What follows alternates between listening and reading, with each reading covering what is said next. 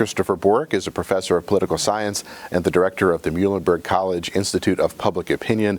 Tuesday was primary election day in Pennsylvania. Chris, did you see anything that surprised you?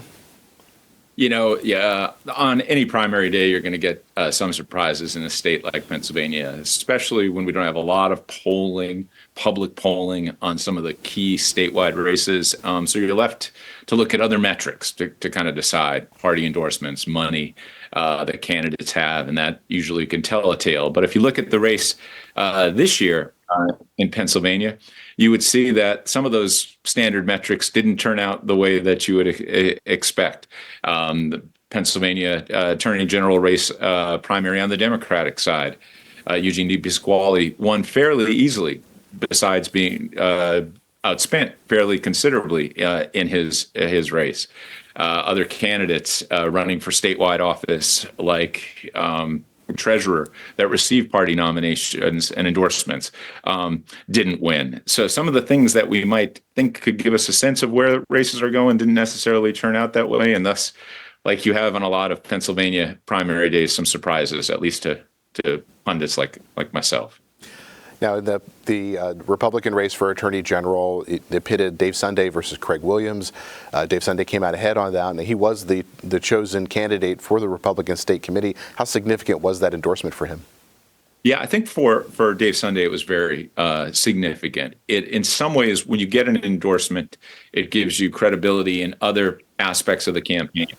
And in his case, if you look at his ability to raise money, to help get his name recognition built statewide, you could see after the endorsement, those numbers go up. And for Craig Williams, a little bit of the opposite direction. Not a lot of campaign finances in the home stretch. Again, traditionally, you do see Republicans tend to line up Republican primary voters historically with their endorsed candidates. This seems to be a case where that happened and propelling Dave Sunday to the nomination. Now, on the Democratic side of that, Eugene DePasquale, he won his campaign there against in a race of 5 candidates. Now, he's won statewide before, so what advantage does that give him? I think that's an enormous advantage. He did win 2 races for Auditor General in the state, and thus has built up some name recognition among Pennsylvania voters, being successful twice on statewide ballots. He also had an advantage, I think, geographically in this race. He's a Western PA candidate. The remainder of the field was largely concentrated in the Philadelphia region. And I think there was a little bit of dilution of votes in that region for those Democratic candidates in that area who outspent DePasquale enormously. If you look at some of the campaign finances and the number of ads that got up on the air in Pennsylvania, a lot of those candidates that ended up performing fairly poorly spent a lot of money and ended up not realizing a lot of votes for their effort. Now, going forward into the general election for those two, Dave Sunday and Eugene DePasquale, how do they match up, and what types of issues do you think that will be important to them? Yeah, it's a really fascinating office in Pennsylvania to look at. Since it became a office that was elected, not appointed in Pennsylvania about 50 years ago, Republicans dominated for years. This was an office that in statewide races they won every time up until about a decade ago. They were seen as a built-in advantage. Law and order, Republicans generally have an advantage in there, and this office aligned with that and propelled lots of Republicans to victories. What switched, and like many things have switched in Pennsylvania over the last decade, was that Democrats have won the last 3 times, including now Governor Josh Shapiro winning 2 of those races. So we've got I guess a contrast of streaks. Long streak for Republicans, now a 3-election streak for Democrats, dating back a little over a decade till when Kathleen Kane won. And so there's in my mind right now, the momentum appears to be on the Democratic side, and it's been a good decade for Democrats as a whole in statewide office. But this cycle could be differently. First of all, there's the gravitational pull of the presidential race that's going to pull everything else on the ticket in the direction of those candidates, and that's likely to be a tight race, making these races tight. Law and order, crime seems to be a little bit more salient in this race over the last few years. Democrats have held the seat and are currently, holding the seat de facto after Shapiro stepped aside. And so there might be a little bit of wind at the back of Republicans in this cycle. And I think if you look at Dave Sunday's approach, he's talking traditional law and order. And so I expect this to be a very competitive, hard-fought race, as we often see in Pennsylvania politics. Another statewide race that was on the ballot was that for Auditor General. On the Republican side, the incumbent is Tim DeFore. He was unopposed. But on the Democratic side, you had a campaign between Malcolm Kenyatta and Mark Pinsley. What did you see there? Yeah, this was a fascinating race. Malcolm Kenyatta is a figure that's risen in prominence in Pennsylvania politics. Ran for the U.S. Senate nomination 2 years ago. Lost to John Fetterman. He's someone that is clearly has a fairly large profile in state politics, and he campaigned in this race. As I would say, with a broad vision of what Auditor General is. Auditor Generals, we often think it's kind of the classic accounting auditing, right? That you're just checking the books, making sure. And that's, to be sure, a major part of the role of an auditor. But it's also to look at the success, the effectiveness of programs and policies. At the federal level, I always mention the Government Accountability Office, the GAO. The GAO used to be the Government Accounting Office, so it was kind of books. Let's check the books.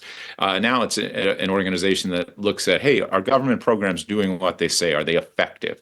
And if you look at Malcolm Kenyatta's communication, I think he focuses largely on those broad visions of checking on the effectiveness of programs, effectiveness. He wants to invest again in areas like education and the role of this office in that area.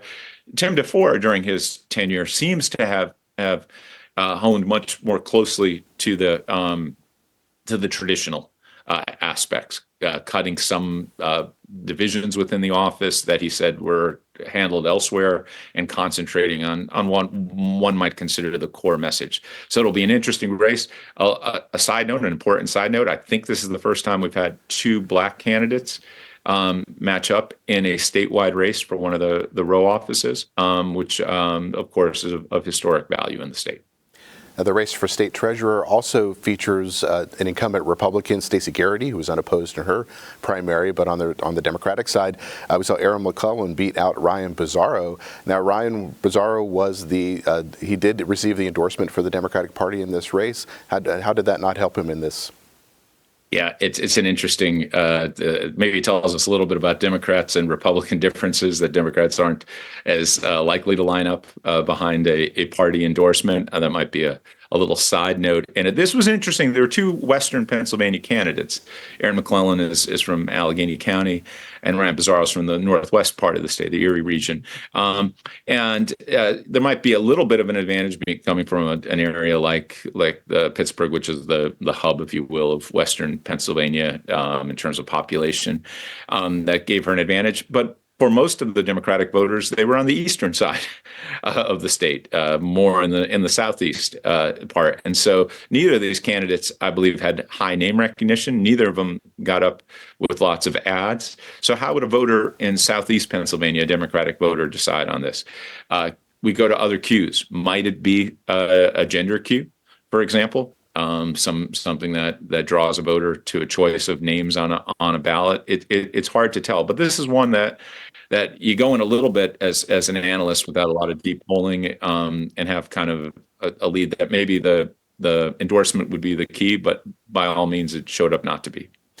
In the primary for U.S. president, we did see not quite as dramatic this year as perhaps in previous election cycles, but President Joe Biden, he was technically unopposed, but there was a name on the ballot on the Democratic side, Dean Phillips, who had withdrawn, but whose name was still on the ballot. And on the Republican side, a similar situation with former President Trump and with Nikki Haley still on the ballot, even though she had withdrawn.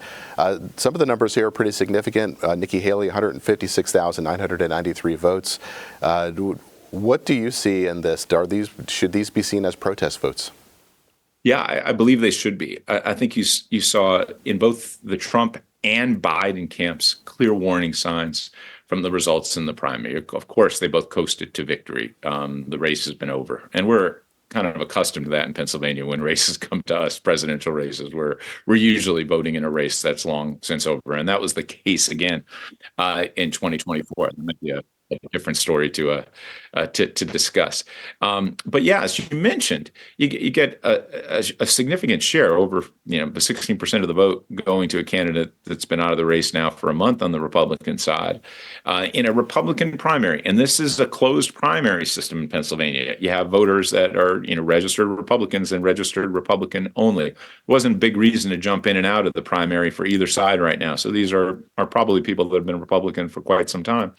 That at least a significant minority showed dissatisfaction with the choice of Trump. And if you start looking where they are, places like Montgomery County, Chester County, Delaware County, about a quarter of voters went for Haley. Those are voter-rich areas. They helped propel Joe Biden last time.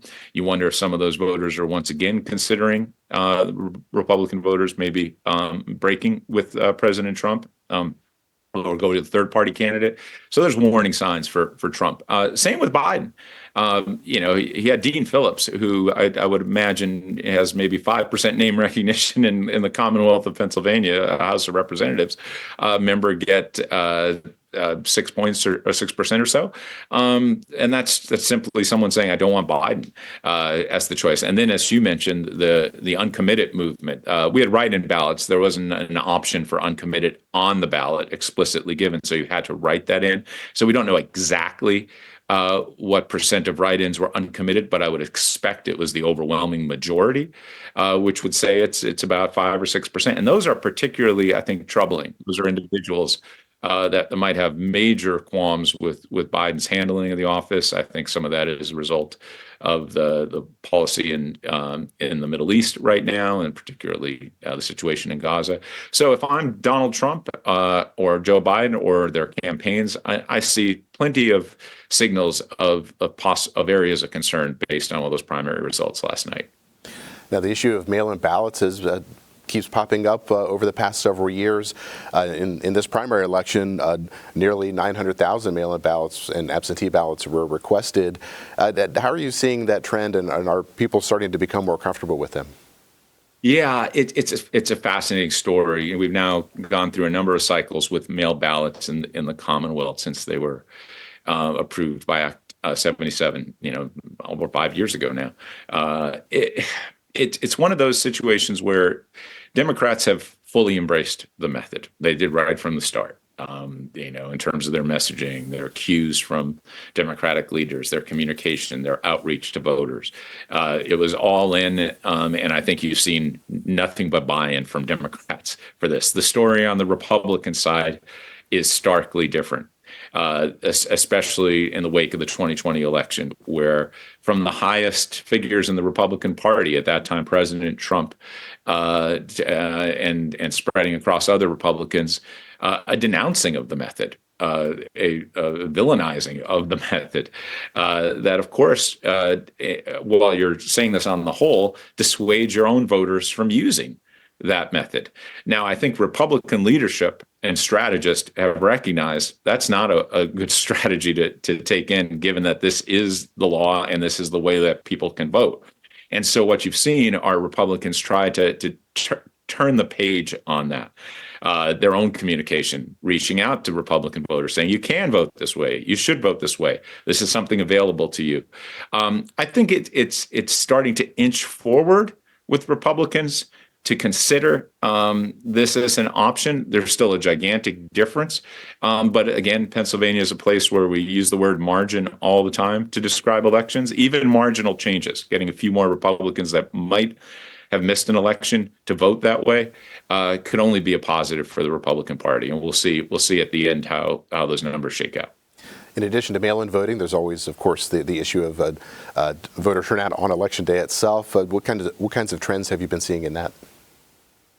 Well, we've actually seen a number of elections over the last few cycles in Pennsylvania get pretty positive results in terms of turnout, sometimes surpassing, even last fall, I think, surpassing some expectations that we had.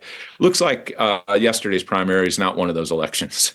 It's more of an election that I think when you get into the final numbers will be fairly disappointing.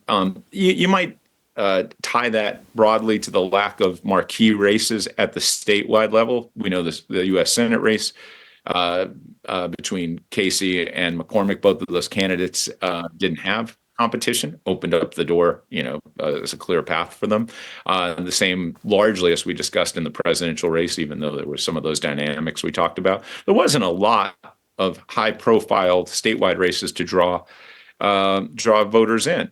At the same time, you look at kind of the other atmospherics. There's challenges right now in American democracy. Trust with institutions is down. Satisfaction with candidates is low.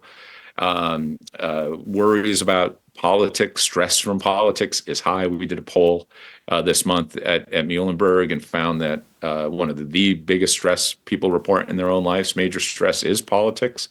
I think all of those atmospherics, if you will, right now aren't great for turnout. And we saw that, I believe, impact the primary numbers last night. And I think could have a viable impact come this fall in terms of what we see in terms of engagement of voters. Now, one congressional race that was worth looking at was the 10th Congressional District, which is in south central Pennsylvania around the Harrisburg area. The incumbent is a Republican, Scott Perry. And on the Democratic side, it was a six-way competition, and Janelle Stelson came out ahead. What did you see in that race? Yeah, there was a bunch of really interesting primaries at the congressional level in Pennsylvania last night, and that's one that I was fascinated in. Janelle Stelson, as you mentioned, an anchor woman in the Harrisburg market. That, of course, puts her face in homes throughout that region for years. Leveraged that successfully to a fairly solid win in her Democratic primary, and now she'll take on Representative Perry. Representative Perry has become a lightning rod in Pennsylvania politics, national politics over the last few years, becoming leader of the Freedom Caucus in Washington. His involvement in the post-2020 election challenges certainly have called attention to him, and Democrats have targeted him as probably the Republican member of Congress in the state they think they most have a chance to beat. The district, the 10th, has become more Democratic leaning after the last redistricting. It's still not an easy reach for Democrats, but it's more in reach. And there's optimism that with the right candidate, and I think Democrats are probably pretty optimistic about Stelson as a candidate, that they'll have a chance this fall to unseat Perry. And that would be quite a jewel, if you will, for them if they were able to do so. That's certainly going to be a high profile race and very competitive. Do you think that high profile will lead to national attention and perhaps money coming in from the outside groups? Oh, I'd be shocked if it didn't. I think it sets itself up with both the candidates and the close nature of the district and how close the House of Representatives is this exact type of race that you'll see lots of investment in from contributions outside of the state and lots of focus on the race from all over the country. Now, another congressional race to look at is the 7th Congressional District. There, the incumbent is a Democrat, Susan Wild. On the Republican side, there was a three-way primary race in which Ryan McKenzie, who's a state representative, came out ahead. How competitive was that? Yeah, it was a very competitive race, and it was one that was hard to handicap. Ryan McKenzie's been elected numerous times as a state rep from Lehigh County. I think he got a section of Berks County in there too. So he's had success on the local level. He was going up against Kevin Delacour, who almost won the nomination 2 years ago, so had built up a little bit of profile and was doing fairly well also in fundraising. And a relative newcomer in Maria Montero, who represented, I think, a kind of a new era of Republican politics, if you will, in the race. It had an interesting bio to take into the primary. In the end, Ryan McKenzie won fairly comfortably. Again, he's a seasoned political figure, and in this race, I think will be very competitive in a district. The seventh district might be the most even district in all of Pennsylvania out of our congressional districts. It's over the last, as we talked about, the 10th becoming slightly more Democratic after the last redistricting. The seventh became slightly more Republican. A section of Monroe County that used to be in the district that was highly Democratic got moved out. Harbin County, which is a strong Republican leaning county, was added in, making it a little more challenging. And Representative Susan Wild, Democrat, who holds the seat, won narrowly in the last election. In fact, the last two elections were low single-digit races where she lost to Lisa Scheller, the Republican nominee. So I expect this, like I do the 10th, to be a very competitive, high-profile race with lots of national attention. In southeastern Pennsylvania, the first congressional district saw incumbent Brian Fitzpatrick face a competitor there. Mark Houck challenged him. The Fitzpatrick name is pretty well known in that district. His brother had held that position before Brian did. How much does that name recognition and the family connection there benefit Brian Fitzpatrick? It's enormous. It's enormous. The Fitzpatrick name in Bucks County is really well established and very beneficial in terms of his candidacy now, with both brothers being very successful. And this was one of those internal challenges, right? In this case, that Fitzpatrick is often targeted by the right side of his party as being a rhino, that he's too left, he's too moderate, and that those are the types of candidates that sometimes get knocked off in Republican primaries. But Fitzpatrick has proven himself very adept at taking on challenges, both in this case in his own primary and in a district that's fairly moderate and fairly competitive, cruising to general election victories time and time again, including, I often cite 2020, where Biden carried the first congressional district fairly easily. At the same time, Fitzpatrick won by double digits in the same race. That can only happen with a lot of swing voters that say, well, I can't vote for Trump, but I could vote for Fitzpatrick, or I could vote for Biden and Fitzpatrick in that case. He's proven himself pretty successful. He'll get another challenge this fall, but he's shown a lot of resilience both in primaries and general elections. So as you look at some of these congressional races around the state, are you finding that candidates are distancing themselves from, or perhaps trying to associate themselves with, their national parties? Yeah, you're going to see this as part of the strategy this fall. As we talked about, both Trump and Biden have substantial liabilities, low favorable ratings. So you will see candidates try to find some space from their top of their ticket to make sure that, in the case used with Fitzpatrick, that even if your candidate struggles in your district, you could survive, and part of that's your campaign, your identity, who you are in those districts, and there's room for that. But what you're going to see most certainly is that the opposition candidates are going to try to tie their opposition to their top of their ticket. So you'll see the links to Trump, the links to Biden be made continuously throughout the campaigns because of their fairly high unfavorables. That's going to be a staple of this fall campaign. Now, another congressional race in which an incumbent faced a challenger was in the western part of the state, the 12th Congressional District. There, Representative Summer Lee was the incumbent, and she faced Bhavina Patel challenging her. What were some of the key issues in that race? Yeah, it's a little bit of the inverse of the first that we just talked about on the Republican side. Again, internal battles between the more moderate and maybe the more ideological parts of the party, or the ascending Trump part in the first of the Republicans, and in the 12th.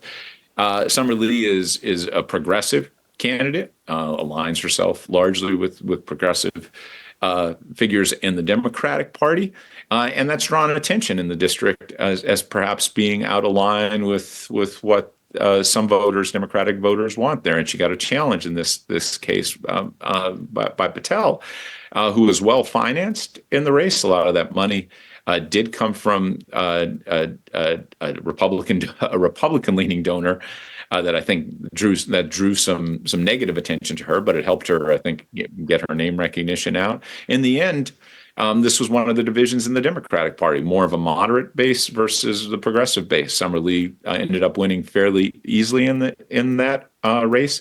The issues, as you mentioned, that tended to come up. One was Patel wanted to make a challenge that Summerlee is not necessarily aligned with support for President Biden, and of course, the divisions within the Democratic Party about policy in Israel and Gaza were on display there, and I think that became part of the debates and the discussions going on.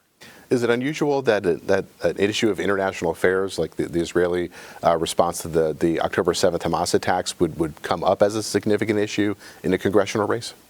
It is. We haven't seen international politics, foreign policy play the role that it is playing right now in quite some time in those races. Even at the national level, we've seen, from a polling perspective, the salience of the issue really rise in recent months. It's in terms of what voters are saying are key issues for them. Foreign affairs, international affairs is much higher than it has been, and that's basically making its way down into congressional races around the country. We've seen it, and of course, in a race like we just described in the 12th, it becomes a flashpoint. Now, we only have just about a minute left, but going forward into the general election, as a political scientist, what are some key things that you're going to be looking for? In terms of the general election, there's about a million things that I'm going to look at in terms of its importance across the state. One is just how crowded the election setting is going to be in Pennsylvania. We have perhaps the most high-profile presidential race, where the largest electoral votes in the country that are really in play. So there's going to be a tension there. We have a incredibly challenging Senate race, where I think we're going to see lots of money come in. And we have all these congressional races. Then we get down to the state level, and we have the state house in the balance. It's just how much can voters keep on their mind? How much are we going to be inundated with messaging, and how in a time that a lot of voters are kind of stressed out by politics and worn down, how much are we going to be able to really process this all? So it's going to be an incredibly dynamic year here in the Commonwealth. Christopher Borick, professor of political science and director of the Muhlenberg College Institute of Public Opinion. Thanks for joining us. Thanks. It was such a pleasure.